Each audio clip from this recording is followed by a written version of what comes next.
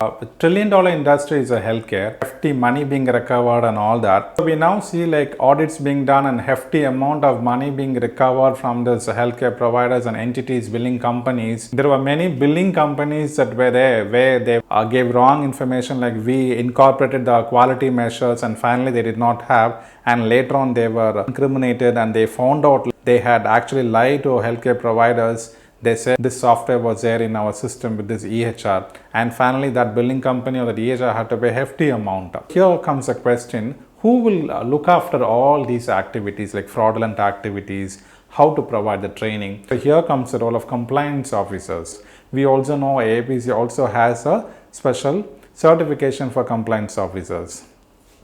Now these are actual officers who are involved with the task of training their staff.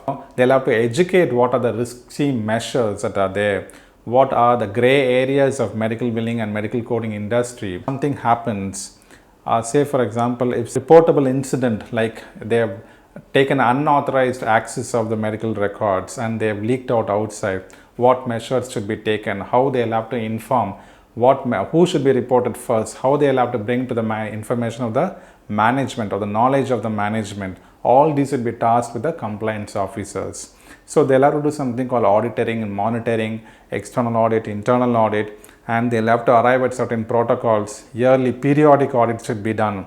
If it's a new hire, new recruit, they'll have to provide the HIPAA training. All these would be done by the compliance officer. As days pass by, compliance has become the need of the hour.